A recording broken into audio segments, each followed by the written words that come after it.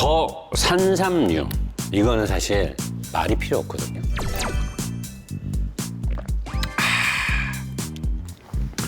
이걸 먹고 네가 도라지라 그랬냐? 산삼이라고, 자연산이라고.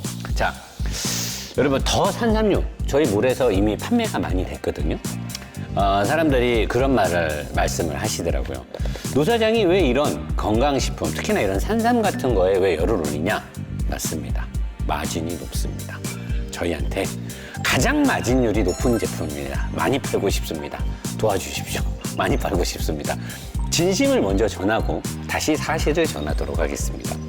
자, 이거 더 산삼류는 강원도 해발 600m, 청정 고산지대, 일체 농약과 비료 등 사람의 손을 타지 않는 상태에서 눈비 이슬 바람 토양의 기운으로 자란 야생 산양 산삼을 원료로 만들었어요.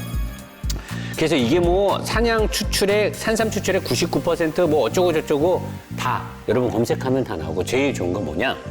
요즘 덥죠? 제가 지금 더위를 먹어서 막 열이 나고 뭐 막 좀 뭐 무기력해지고 힘들거든요. 목도 붓고. 제가 봤을 때는 더위에 지친 이 심신이 저한테 시그널을 주는 것 같은데, 요거 먹잖아요? 요거 아침에 하나씩 먹으면 한 3일 정도 먹으면, 거짓말 좀 많이 보태면은 거의 그런 게 없어집니다. 거짓말을 거의 안 보태고 말하면 뭔가 이렇게 몸이 되게 리프레시해지는 느낌이 들고, 뭔가 내가 좀 약간 건강하다라는 그런 기분이 들거든요. 이건 제가 직접 경험을 한 거기 때문에, 이 지금처럼 더울 때, 특히나 우리 나이가 많으신 부모님들한테 너가 먹지 마시고요, 이거를 사서 부모님한테 드리세요. 부모님이 드시기에 정말 필요한 영양분이 많은 그런 제품이니까, 이거는 뭐 시중에 파는 그냥 뭐 비타민 뭐 이런 게 아니에요. 자연산 삼으로 한 거니까 요거를 구매하셔서 사랑하는 부모님한테, 그리고 사랑하는 본인의 와이프나 남편분한테 꼭 이거를 먹을 수 있도록 선물을 해줬으면 좋겠습니다. 노 사장이 개런티 할게요. 정말 이 제품은 몸에 되게 좋은 영향을 주는 제품이 분명합니다. 드세요.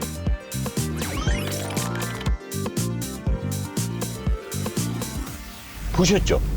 고속에서도 엄청 재밌고 잘 나가는데, 속도가 높아지면 불안해. 차가 이렇게 쫙 깔려서 가야 되는데 그게 없고, 고속을 막 쏠 때 보니까 얘가 터보가 이 안쪽에 같이 이렇게 가로로 돼 있잖아요. 근데 내가 얘기했잖아요. 얘가 터보가 엄청 큰데, 더군다나 이 400마력 가까이를 뽑아내려면 엄청난 연료 분사와 터빈이 돌 텐데, 그럼 엄청 열이 나겠죠. 근데 그 부분이 열이 방출되는 게 이제 밑으로 이렇게 좀 빠지게 돼 있는데, 엄청나게 그 안에 열이 팍 폭등하게 될 텐데, 흡기 터빈이 어떻게 외부에서 바람을 직접 맞지를 않아요. 보통 BM이나 이제 포르쉐나 이런 애들 보면 흡기 터빈이 찬바람을 맞게 돼 있어요. 그래서 터빈이 조금 덜 열을 받고, 그리고 이제 과급된 게 어차피 인터쿨러를 통해서 냉각이 되긴 하는데, 얘가 인터쿨러 시스템을 신경을 쓰긴 했죠. 그래서 라디에이터 에어컨 저기를 바꿨구나, 짝에서. 얘가 너무나 열을 많이 받으니까. 그러네. 내가 어제 쏴보니까 뭐를 알았냐면, 지금도 살짝 알았는데, 오일 온도랑 미션 온도가 아주 높지 않을 때는요, 이 터보의 부스팅이나 엔진 빨이, 빠따빨이 기가 막히게 나오거든요. 막 달리면서 오일 온도가 110도 근처에 가고 왔다 갔다 하고, 미션 온도가 한 95도 왔다 갔다 하면은 뭔가 약간 차가 약간 먹먹해지는 느낌이 들어요. 어제 고속 섹션에서도 카메라를 켜기 전에는 엄청 빠따빨이 잘 나왔는데 엄청 조졌잖아. 그래서 카메라를 켰는데 열이 받아 있으니까 애가 뭔가 먹먹해지는 거야. 이제 알겠네. 얘네가 이 열이 엄청나게 올라가니까 구조상 열이 많이 날 수밖에 없는데, 거기를 냉각시킬 방법이 별로 없으니까 인터쿨러를 통해서, 터보에서 과급된 게 인터쿨링을 통해서 엔진으로 들어가는데, 그게 공기가 차가워야 산소의 밀도가 올라가잖아요. 근데 얘네가 이제 가뜩이나 그렇게 뜨거운데, 여름에 뭐 에어컨 켜고 뭐 하면 맨 앞에 라디에이터 큰 에어컨 라디에이터가 앞을 다 막고 거기서 뜨거운 바람이 뒤로 가면 냉각 효율이 떨어지는 거지. 그러니까 얘네가 공기를 좀 직통을 시키기 위해서 반을 내리고 에어컨 이 라디에이터 컨덴서를 오른쪽으로 뺀 거야. 그러네. 나는 왜 얘네가 이렇게 했을까 했는데 지들도 안 거지. 찬 공기가 많이 공급이 안 된다는 거를. 근데 그렇게 했음에도 불구하고 워낙 터보의 의존도가 세고 터보로부터 많은 과급을 받아서 출력이 나오다 보니까 낮은 RPM에서의 재부스팅이 걸릴 때까지 터보렉은 피할 수 없고요. 그리고 열을 받았을 때는 좀 문제가 있네. 근데 만약에 이게 항속이 좀 있으면서 이렇게 바람을 계속 때려 맞으면은 괜찮을 거예요. 근데 어제 덥기도 했고 내가 워낙 그 풀가속으로 조져버리니까 애가 이제 안 되는 거지. 근데 그렇다 하더라도 2000cc에 이 정도의 출력이 나오는 게 쉽지는 않잖아요. 그러니까 2000cc에서 이 정도 출력을 뽑아내는 것 자체도 대단한 거죠. 근데 이 차는 재밌는 게 제가 최근에 뭐 500마력대, 600마력대 M부터 시작해서 고성능차를 많이 타고 다녔잖아요. 그러니까 이게 세팅이 이게 완성차 업체, 특히나 벤츠잖아요. 벤츠라는 브랜드는 고급 브랜드잖아요. 그러니까 이런 고급 브랜드에서 만든 차 치고는 굉장히 나쁜 표현으로 하면 어설프고 좋은 표현으로 하자면 굉장히 하드코어하게 뭔가 이렇게 마초적으로 날 것의 느낌으로 차를 만들어 놨어요. 왜냐면 엑셀레이터의 가스 페달이라고 하더라고요. 미국 애들은 악셀의 반응이나 브레이킹, 핸들 느낌, 미션, 그리고 엔진에서 나오는 출력, 이 모든 것들이 우리가 한 90년대, 2000년대 초반에 투스카니 뭐 이런 거 튜닝했을 때, 터보 튜닝했을 때 딱 그런 느낌이에요. 뭔가 터빈이 요즘 나오는 차들처럼 섬세하게 조율받는 느낌이 안 들고, 그래서 이 터보를 우리 옛날에 튜닝할 때 독강 터보라고 그러잖아요. 터보 무식한 거 딱 그러면 낮은 RPM은 다 버려야 되잖아요. 그러니까 얘가 터보가 면밀하게 움직이고 밸브 리프팅이 작동을 하면서 이렇게 뭐 낮은 RPM부터 전 영역 구간에서 부드럽게 엔진이 움직이고, 그리고 또 뭐 출력의 분포도 좀 매끄럽게 나온다는데 전혀 그런 게 안 느껴져요. 엔진에 봤을 때는 그냥 VVT 외에는 없어 보이고, 물론 제가 좀 뭐 면밀하게 뜯어보지는 않았는데 터보도 제가 밟아봤을 때나 눈으로 봤을 때 좀 이렇게 되게 섬세하게 움직이고 있다라는 게 안 보여요. 워낙 터빈이 커서 섬세하게 움직일 필요가 없었는지는 모르겠는데 그냥 큰 터보 걸고 연료 쏟아 붓는 것 같아요, 그냥. 자, 그리고 여기에 연결된 미션이, 엔진은 뭐 사실 2000cc 4기통에서 출력을 뽑아내고자 했으니까 이해할 수 있는 부분이죠. 2000cc에서 나올 수 있는 한계점이 있으니까 뭐 옛날에 뭐 튜닝 끝까지 근데 여기에 들어가 있는 미션이 8단 DCT 미션이 들어갔단 말이에요. 8단 DCT. 근데 보통 DCT 그러면은 게트락에서 만들잖아요. 게트락의 미션 잘 만들죠, DCT 미션. 근데 게트락에도 이제 등급이 있어요. 뭐 SM5나 SM6에 들어간 뭐 게트락은 조금 저렴한 거죠, 습식 DCT. DSG 미션 폭스바겐이 있고 옛날에 SMG 뭐 BMW도 그렇고 다 있는데, 얘는 초창기에 벤츠가 SLS 그걸 할 때는 게트락에서 봤더니 벤츠는 희한한 고집이 있죠. 미션을 지네가 만들려고 그래요. 사서 잘 안 쓰려고 한단 말이에요. 내가 봤을 때는 이 미션을 벤츠가 만든 것 같아요. 게트락의 미션은 점프 어떤지 볼까요? 점프 괜찮았어요.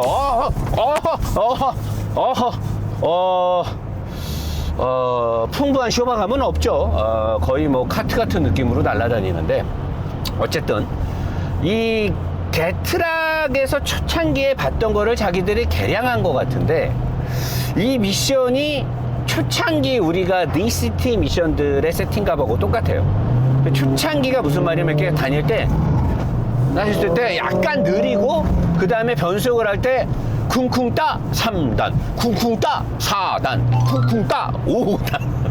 뭐냐면 이게 변속을 할 때마다 쿵짝 쿵짝 이게 초창기 DCT 미션들이 이랬는데 이게 아무래도 이제 매끈한 그 프로그램 로직이 더해지지 않은 것 같아요. 그리고 내구성도 사실 아주 좋을 것 같은 느낌은 안 들어요.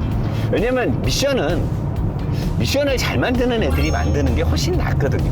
근데 이게 스포츠 플러스 모드에다 두고 막 쏘잖아요. 그러면 이제 쿵쿵따 그거는 없어져요. 근데 그거는 현대 미션도 마찬가지예요. 이 DCT들은 빨리 다닐 때는 별로 변속 충격이나 이런 걸 안 주는데, 얘는 이제 스포츠 플러스나 스포츠에 놓고 어젯밤에 내가 엄청 쏴보니까 그냥 적당히 잘 움직여요. 근데 막 엄청 빠르게 잘 움직이는 건 아니고, 이 차의 아마 최대 단점은 미션이지 않을까 싶어요. 아마 이 차를 타는 오너들도 그걸 느낄 거예요. 여기에 들어가 있는 미션이 아주 프로그램 로직이 똑똑하게 빠르게 작동하지는 않는다는 걸 아마 오너분들도 알지 않을까 싶고, 댐퍼의 능력치가 이게 잘하고 이런 게 아니고, 풍부한 좋은 댐퍼를 넣은 게 아니고, 느낌상으로는 얇은 댐퍼랑 스프링을 갖고 뭔가 이렇게 풍부하진 않고 묵직하진 않은데 그냥 쫀득하게 뭔가 세팅을 잘했다라는 느낌인데, 얘는 가변 댐퍼잖아요. 이 가변 댐퍼를 키잖아요. 그러면 딱딱해졌을 때, 보통 내가 이제 가변 댐퍼가 들어가면 딱딱하거나 무르거나 둘 중에 하나를 세팅값을 잘 잡는다 그러잖아요. 두 개를 다 못 잡는다. 근데 얘는 희한하게 가변 댐퍼인데 무른 상태, 소프트한 상태나 하드한 상태가 꽤 둘 다 세팅값이 좋아요. 그러니까 딱딱하게 놓고 탔을 때는 우리 90년대, 2000년대 튜닝을 했을 때 그런 느낌. 소프트 났을 때는 그냥 괜찮은 느낌. 이런 게 되게 잘 돼 있고, 그리고 댐퍼의 상단에 아무래도 그 알루미늄의 브라켓이 되게 얇은 철판떼기 같은 걸로 돼 있고, 함석 이렇게 구분해 놓은 것처럼. 그리고 차체에도 알루미늄이 별로 없고 그러다 보니까 이 노면에서 오는 잔진동의 스트레스가 이루 말할 수가 없습니다. 되게 많이 들어오고, 동승자들도 이런 차 어떻게 타고 다니죠, 데일리로? 그런 말도 있고. 그리고 이제 차체 보강을 굉장히 잘했어요.